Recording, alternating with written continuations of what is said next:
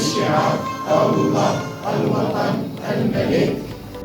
اللي ما عندوش غيره على الوطن ديالو، ما عندوش حب للوطن ديالو، ما غاديش يعطي فيه.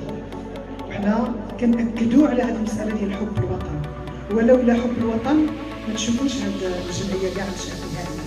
غيرة على هذا البلد الحبيب، غيرة على العلم، غيرة على طلبة العلم، نشأت جمعية باب العلم.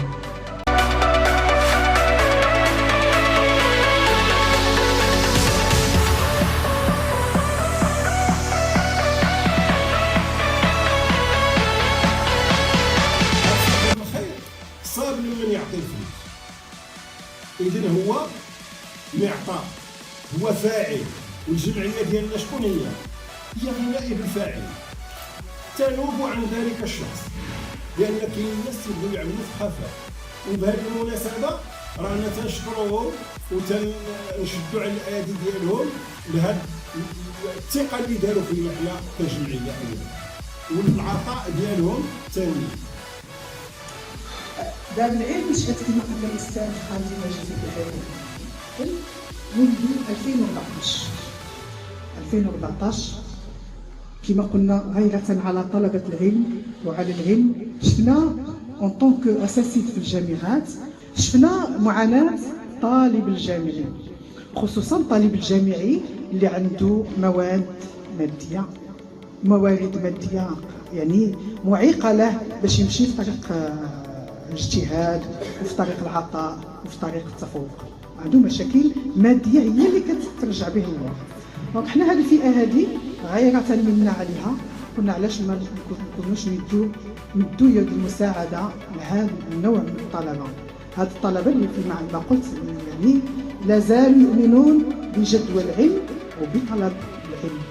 وتيقولوا واحد المساله بسيطه ونقولوا نهضروا فيها، تيقول لك اللي بغى ياكل عام ويستثمر عام شنو خصو يدير؟ يزرع. واللي بغى يستثمر لواحد 10 سنين شنو خصو يدير؟ خصو يمشي يزرع شجره. واللي بغى يزرع العمر كامل شنو خصو يدير؟ يزرع في الانسان.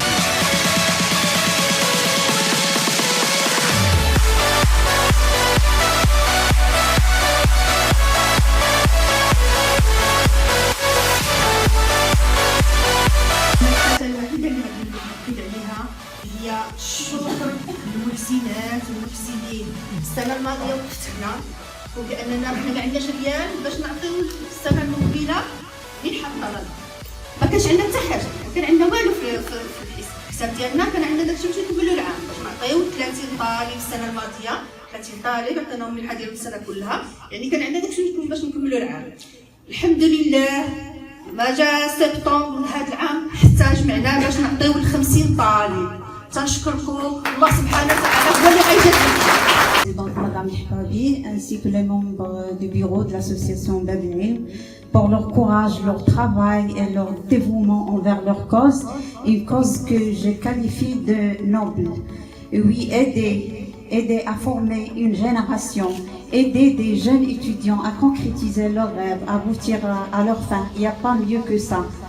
Comme il a déjà dit Oustad Khadi, investir en la personne elle-même. Alors je profite de cette occasion pour demander aux gens d'apporter de l'aide à l'association, aide financière ou bien morale, pourquoi pas, pour assurer son expansion et sa continuité, tout en sachant que derrière chaque étudiant, il y a toute une famille. Alors quand l'étudiant passe le cap, c'est toute sa famille qui passe le cap avec lui.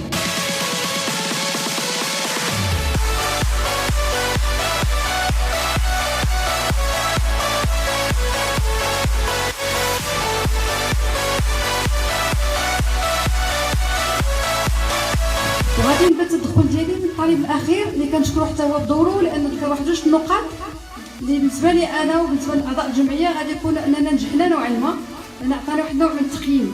الفكره الاولى اللي قال انها كانت مثابره، ان الجمعيه عطاتو باش يتابر ويجتهد، وهذا هو الظن ديالنا وهذا من الاهداف ديالنا، اننا هذا العمل اللي كنقوموا به ان نعطيكم الهدف ديال الاجتهاد وهذا هو الاساسي.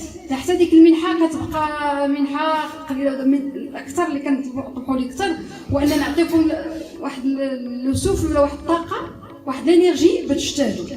Alors concernant la bourse, si vous demandez comment ça se fait la sélection, comme étant membre à la commission de la sélection, je me permets de vous donner les grandes lignes là, en bref. Alors la première étape, on rend visite à des lycées qu'on choisit plus ou moins au hasard, lycée à Saint-Ward, à Sidi Ibrahim et un peu partout. On se réunit avec les directeurs de ces établissements. Et ces derniers nous fournissent une liste des étudiants basée sur 2 critères. Le premier critère, c'est l'excellence. Le deuxième critère, c'est les conditions socio-économiques qui sont défavorables. Une fois qu'on a la liste, on se met en contact avec ces étudiants, on les contacte pour qu'ils préparent leur dossier. Une fois le dossier complet, bien sûr, après le résultat de bac, le dossier complet avec les relevés de notes, avec les justificatifs de leur situation socio-économique. Alors, c'est le premier. La deuxième étape, c'est leur premier contact avec le bureau, avec l'association, avec leur dossier. Ils se présentent avec leur dossier. Après ça, il y a une succession de réunions pour classer et trier les dossiers, toujours selon un ordre de mérite, selon les 2 critères que je viens de citer. Et puis, la dernière réunion, c'est pour choisir les étudiants qui vont bénéficier de cette bourse.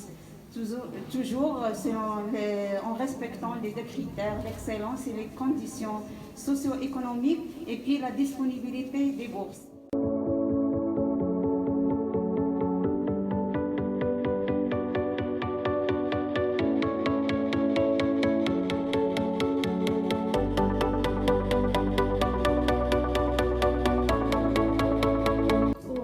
يتم القبول ديالي باش نكونوا مستفيدين من هذه المنح الدراسيه. وفعلا السنه الماضيه جيت لمقر الجمعيه وكان لي الشرف باش نتعرف على هذه الجمعيه وعلى جميع اعضاء هذه الجمعيه، واللي كنتقدم لهم بواحد كلمه شكر اللي قليله في حقهم على هذه المبادره الطيبه اللي كيقوموا بها، وبان الله سبحانه وتعالى هو الوحيد اللي قادر باش يجازيكم على هذا العمل النبيل. والله يجازيكم بخير وشكرا لجميع اعضاء الجمعيه والمحسنين والمحسنات. وان شاء الله الى كتاب ربي سهل عليا ان شاء الله حتى انا مخالف هذا العمل الجمعوي، وحتى انا باش ما كان ان شاء الله اي قدرات اي حاجه ان شاء الله حتى انا من قريب ولا بعيد نتمنى من الله حتى انا ندعم طلبه المتفوقون.